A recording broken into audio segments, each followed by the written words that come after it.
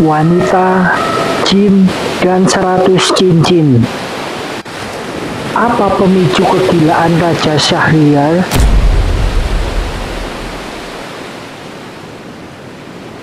Di episode sebelumnya, kita melihat bagaimana Syahrazad menggunakan cerita untuk melawan Raja Syahriar, seorang tiran yang membunuh istrinya setiap fajar tiba.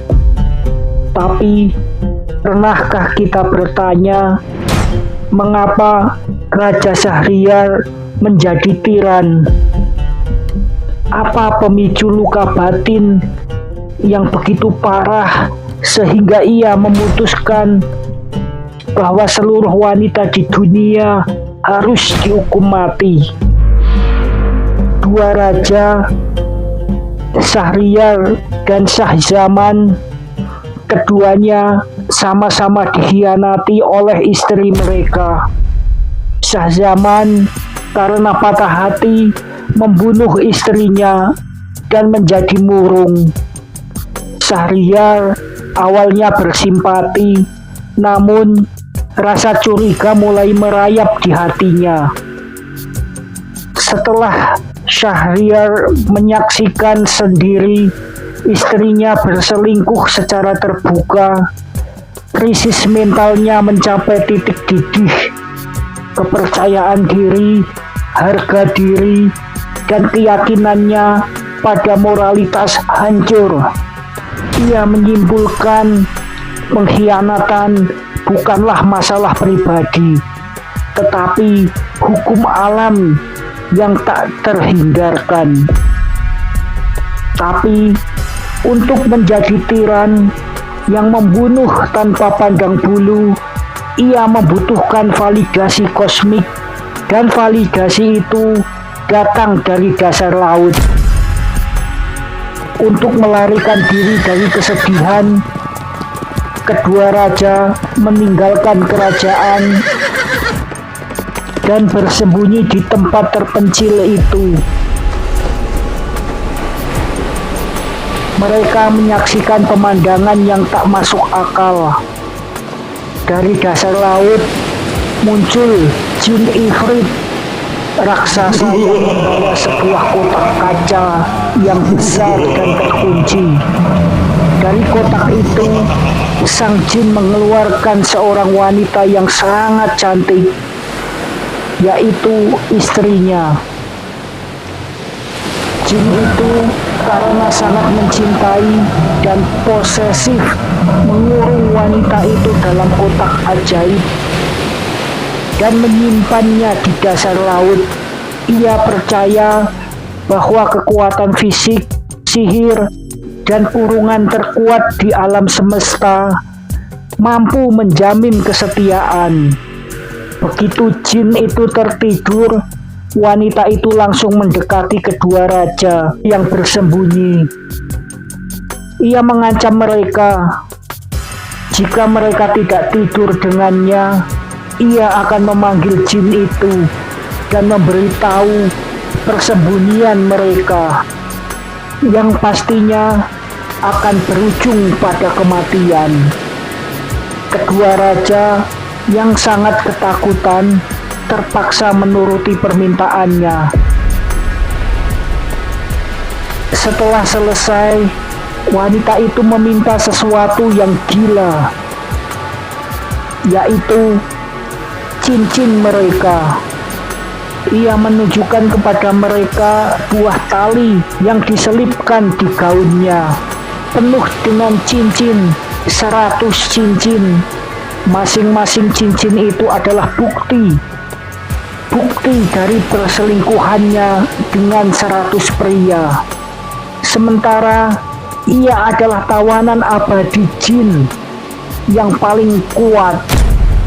Cincin Raja Syahriar dan Syahzaman menjadi cincin ke-101 dan ke-102.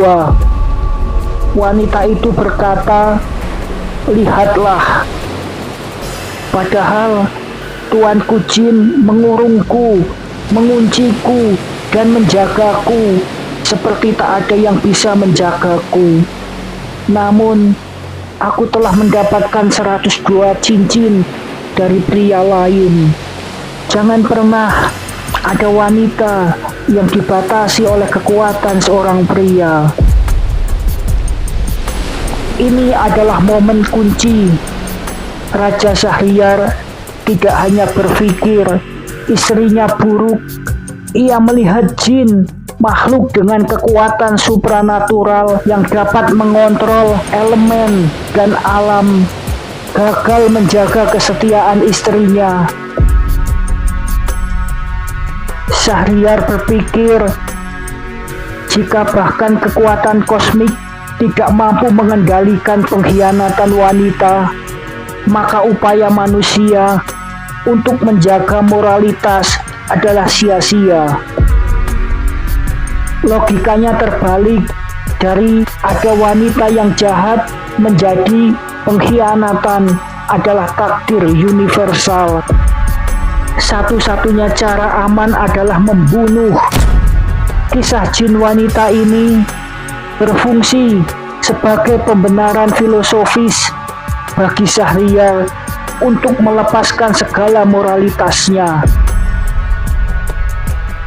Ini adalah krisis keputusasaan yang diselubungi misogini. Tirani Syahriar lahir bukan dari ambisi wilayah, tetapi dari ketakutan mendalam terhadap ketidakpastian dan ketidakmampuan untuk mengontrol takdir. Disinilah kekuatan sastra masuk.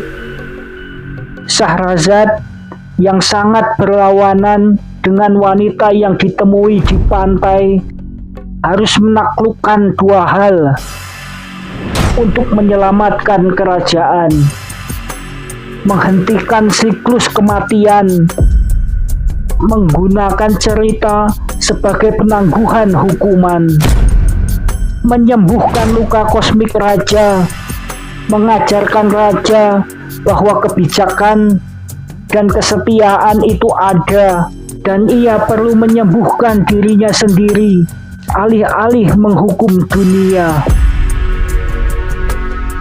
Syahrazad melawan tiraninya dengan pedang atau hukum. Ia melawannya dengan menenun narasi yang kompleks, mengajarkan empati dan menunjukkan bahwa manusia memiliki pilihan moral. Sebuah konsep yang dibuang Raja Syahriar setelah kisah jin wanita. Jika kisah jin wanita adalah racun yang membunuh hati raja, maka 1001 malam adalah penawar yang diberikan Syahrazad selama 1001 malam. Kisah ini sangat relevan hari ini. Tirani modern seringkali berawal dari trauma pribadi atau krisis kepercayaan yang divalidasi oleh narasi universal yang menyesatkan.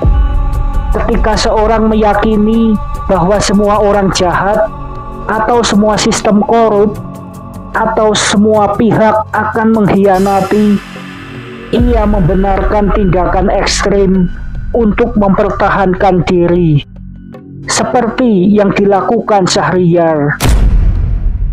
Kekuatan cerita seperti yang digunakan Syahrazad adalah kemampuan untuk menawarkan narasi alternatif bahwa harapan itu nyata, bahwa kebijakan itu mungkin, dan bahwa tidak semua hal bisa dikontrol, tapi hati kita bisa.